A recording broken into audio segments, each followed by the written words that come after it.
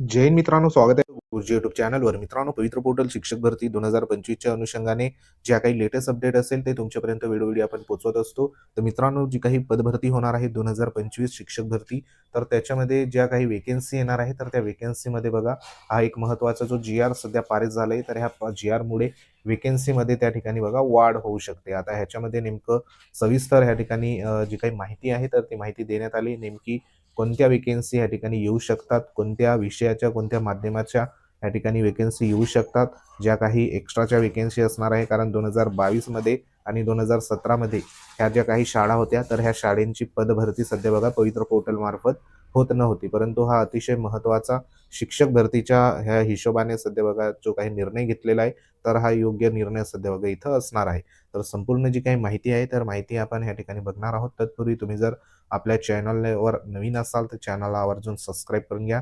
बाजूला bell icon आहे त्याला देखील प्रेस करा. तर मित्रांनो, हा जो काही शासन निर्णय हा तुम्ही बघितला जरी असेल, तुम्ही वाचला जरी असेल, परंतु ह्याच्यामध्ये जे काही हायलाईट जे मुद्दे आहेत तर ते मुद्दे आपण ह्या ठिकाणी बघा बघणार आहोत. आता हा शासन निर्णय जो आहे तर इतर मागास बहुजन कल्याण विभागाने निर्गमित केलेला हा जो काही शासन निर्णय आहे तर हा कधीचा आहे 3 डिसेंबर 2025चा, म्हणजे मागच्या 1-2 दिवसापूर्वीचा हा शासन निर्णय इथं निर्गमित करण्यात आला आहे. ह्याच्यामध्ये इथं हेडिंग कशा पद्धतीने बघा देण्यात आले, त्याच्यामध्ये पवित्र पोर्टल म्हणजे जे काही पवित्र पोर्टल आहे या संगणकीय प्रणालीद्वारे राज्यातील जे काही विजा भज प्रवर्गाच्या खाजगी अनुदानित प्राथमिक, माध्यमिक व उच्च माध्यमिक ऊसतोड कामगारांच्या मुलामुलींसाठीच्या निवासी आश्रमशाळा तसेच विद्या निकेतन आश्रमशाळामधील शिक्षक निवडीसाठी पारदर्शक पद्धती विहित करण्याबाबत, बरोबर.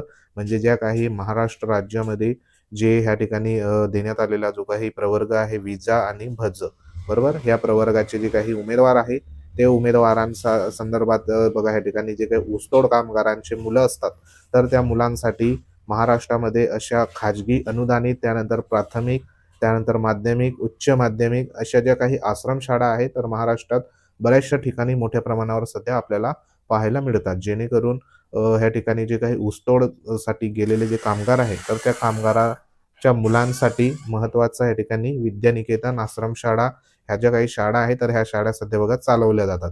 आता अशा मुलांसाठी जी काही शिक्षक भरती सध्या बघा या ठिकाणी होणार आहे ती म्हणजे पवित्र पोर्टल मार्फत सध्या बघा या ठिकाणी शिक्षक भरती होणार आहे. पूर्वी जे काही शाळा होत्या तर त्या शाळा सध्या बघा इथं येत नव्हता. तर ह्या ज्या काही महत्त्वाच्या ज्या काही आश्रमशाळा आहे तसेच विद्यानिकेतने आहे तर ह्या 2 प्रकारच्या ज्या शाळा आहेत तर त्या सध्या बघा या ठिकाणी शिक्षक भरतीमध्ये वाढ होणार आहे. आपल्याला माहिती आहे की मागच्या भरतीमध्ये जी काही जाहिरात आली ती म्हणजे जिल्हा परिषदची जाहिरात, त्यानंतर मनपाची जाहिरात म्हणजे महानगरपालिका, त्यानंतर नपाची जाहिरात आलेली आहे, त्यानंतर ह्या ठिकाणी कटकचे काही जाहिराती आल्या होत्या कटक मंडळाच्या, त्यानंतर खाजगी अनुदानित संस्था, बरोबर. तर ह्या अशा 4 ते 5 प्रकारच्या सध्या बघा या ठिकाणी जाहिरात शिक्षक भरतीमध्ये आपल्याला पाहायला मिळत होत्या. आता ह्याच्यामध्ये परत आश्रमशाळा जी आहे तर त्या आश्रमशाळेची जाहिरातमध्ये या ठिकाणी भर पडणार आहे. त्यानंतर इथं सांगितल्याप्रमाणे विद्यानिकेतन जे आहे तर त्या विद्यानिकेतनमध्ये ज्या ज्या वेकेन्सी आहेत तर त्या देखील ह्या ठिकाणी बघा भर पडणार आहे.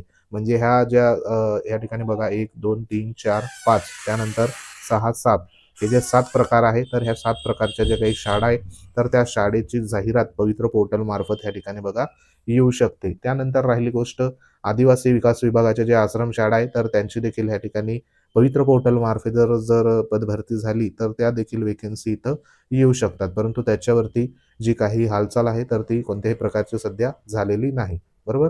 तर ह्या ज्या काही विविध प्रकारच्या शाळा आहेत तर त्या शाळांची पदभरती ह्या ठिकाणी येऊ शकते. आता ह्या जी-आर नुसार नेमकं काय आहे हायलाईट तर ते देखील आपण ह्या ठिकाणी बघा बघूया. तर आता हा शासन निर्णय करण्यापूर्वी या ठिकाणी 7 प्रकारचे जे काही संदर्भ आहे तर ते वेगवेगळे शासन निर्णय इथं घेण्यात आलेले आहे. आता ह्याच्यामध्ये मागचा जो काही शासन अधिसूचना होती शालेय शिक्षण व क्रीडा विभागाची 12/2/2025 ची, तर ही 7 नंबरची अधिसूचना इथं सध्या बघा घेण्यात आली. आता ह्याच्यामध्ये हा जो काही विषय आहे तर हा विषय म्हणजे शालेय शिक्षण व क्रीडा विभागाचा 7/2/2019 अन्वये राज्यातील सर्व व्यवस्थापनाच्या शाळांमधील शिक्षकांच्या रिक्त पदावर भरती करताना सर्व उमेदवारांना निवडीची समान संधी मिळावी. शिक्षण सेवक पदासाठी उच्च गुणवत्ताधारक उमेदवार निवड होण्याच्या दृष्टीने शिक्षण सेवक जी पदभरती आहे तर ती पवित्र पोर्टल म्हणजे अभियोगिता व बुद्धिमत्ता चाचणी उच्चतम गुण प्राप्त उमेदवारामधून पवित्र पोर्टल मार्फत सध्या संगणकीय प्रणालीद्वारे करण्याची कार्यपद्धती ह्या ठिकाणी विहित करण्यात आली असून सदर जी काही संगणकीय कार्यप्रणालीद्वारे शिक्षक भरती करणं आवश्यक ह्या ठिकाणी असणार आहे किंवा बंधनकारक ह्या ठिकाणी सांगितलेलं आहे. तर ह्या जो काही 7/2/2019 अन्वये हे संपूर्ण प्रक्रिया जी आहे तर ही पवित्र पोर्टल मार्फत सध्या बघा या ठिकाणी करायची त्या पद्धतीने सूचना इथं देण्यात आलेल्या होत्या. आता ह्या प्रस्तावनेमध्ये इथं ज्या पद्धतीने शाळा देण्यात आली की राज्यातील खाजगी अनुदानित शाळा असेल त्याच्यामध्ये प्राथमिक, माध्यमिक, उच्च माध्यमिक आणि ह्या ठिकाणी बघा ऊसतोड कामगारांच्या मुला-मुलींसाठी निवासी आश्रमशाळा, त्यानंतर विद्यानिकेतन आश्रमशाळेतील शिक्षक निवड करताना सर्व उमेदवारांना निवडीची समान संधी मिळावी.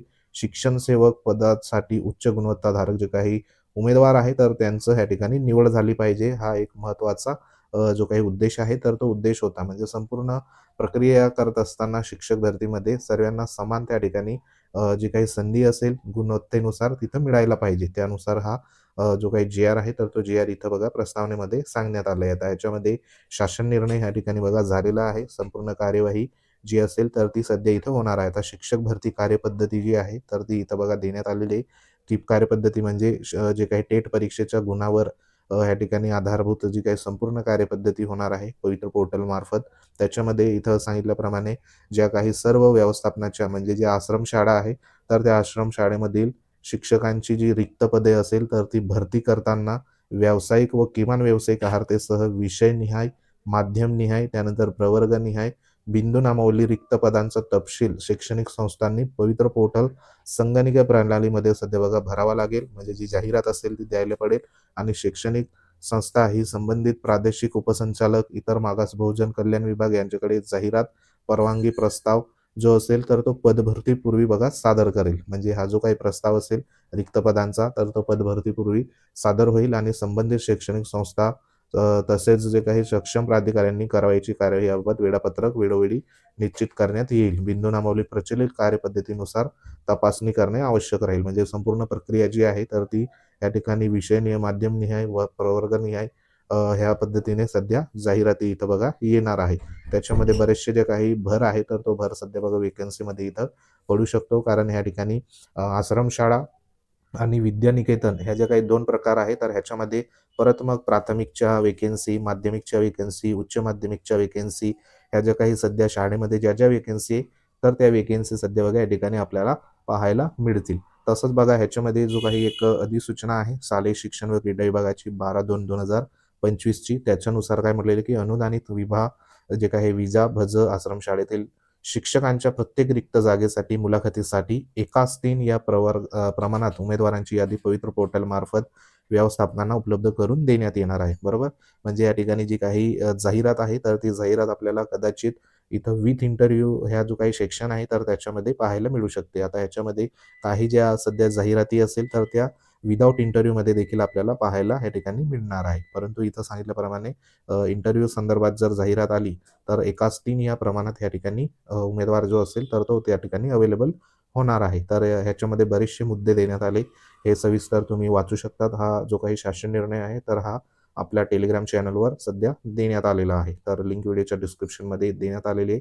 ह्याला देखील संपूर्ण जे काही शिक्षण सेवक कालावधी संदर्भात आहे, नियुक्तीचं माध्यम असणार आहे. तुमचं जे माध्यम असेल मराठी, इंग्रजी, हिंदी ह्या संदर्भात जे सध्या तुमचं क्वालिफिकेशन असेल त्यानुसार इथं उमेदवार नियुक्तीसाठी बघा पात्र असणार आहे. त्यानंतर शिक्षण सेवकांची वयोमर्यादा आपल्याला माहिती आहे की हे ठिकाणी खुल्या प्रवर्गासाठी 38 वर्ष आणि मागास प्रवर्गासाठी 43 वर्ष अशा पद्धतीने इथं देण्यात आलेली आहे. आता ही संपूर्ण सध्या जी काही जाहिरात आहे तर ह्या जाहिराती आपल्याला पवित्र पोर्टल मार्फत या ठिकाणी भरताना इथं सध्या बघा दिसणार आहे. आता ह्या ज्या जाहिराती आहे तर ह्या जाहिरातीमध्ये नक्कीच जे काही एकूण येणारी जी काही शिक्षक भरतीची पदं आहेत तर त्या पदांमध्ये वाढ ह्या ठिकाणी होऊ शकते. कारण याच्यामध्ये जिल्हा परिषद, त्यानंतर मनपा, नपा, त्यानंतर कटक मंडळाच्या काही शाळा होत्या. त्यानंतर ह्या ठिकाणी खाजगी अनुदानित शाळा त्याच्यामध्ये देखील विविध प्रकार होते. अंशतः अनुदानित 10%, 20%, 30% अशा पद्धतीने 40% आणि आता ह्या ज्या काही आश्रमशाळा आहे तर ह्या आश्रमशाळा त्यानंतर विद्यानिकेतन ह्या जो काही 2 प्रकार आहे तर हे सध्या इथं ॲड होणार आहे. तर ह्याच्या माध्यमातून नक्कीच जी काही ना काही अंशी सध्या बघा इथं भर पडणार आणि उमेदवारांना ह्या ठिकाणी जी काही संधी असेल तर ती संधी या ठिकाणी नक्कीच अवेलेबल होणार.